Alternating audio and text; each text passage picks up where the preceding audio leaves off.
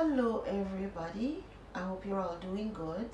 My name is Rua and I am Secretary of State with the Nyan Kapong Sovereign Maroon Government, and today I wanted to talk to you about some of the interesting things about becoming sovereign. One of them that we're going to talk about today is called the Nyan Kapong Native Birth Paper.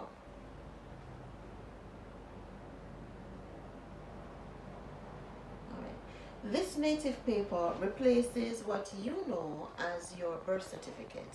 And the reason that you need to replace your birth certificate is because, unknown to a lot of us, when we were born as children and our mothers signed our names on that birth certificate, they actually signed us over to the crown as their property. And those birth certificates are being traded on international stock exchanges, and we are considered stock and bond.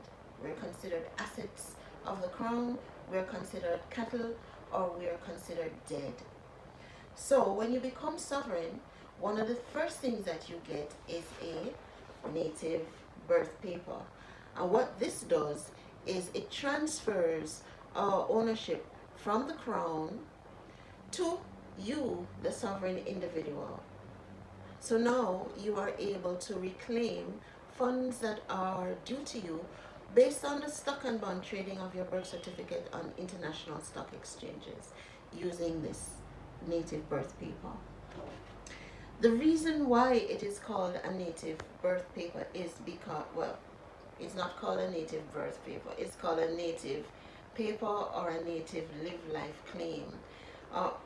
So we remove birth from it because we're not birthed like ships are birthed and anchored at ports. We are incarnated into this life, and so as a sovereign, you are now a native of the land, and this paper says this is your native live life claim. On it, you will have equivalent information that you'd find on your traditional birth paper, which would include, and let me put on my glasses, it would include a registration number, that's here, location of your nativity, the date of your nativity, and the nurse or doctor that was in attendance. It would also include your clan name, which is your last name, your age at the time of nativity, which is the day that you take out your native paper, and the place of nativity, as well as occupation. And this is for your father. We don't call it father, call it father. It will include your mama, your mother's information, her address, date of her nativity, etc., etc., the age that she, brought you into this world. It will include the witness's information, and it will include your information, which is a declarant certificate. All right.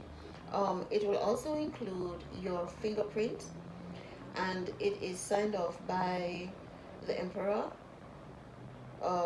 and it is sealed and stamped, and you also have your tracking number from your old birth certificate on the paper. So this gives you an idea of what the nativity paper will look like and the purpose of having it. Thank you for joining me today. My name is Rua. We'll talk again soon. Bye.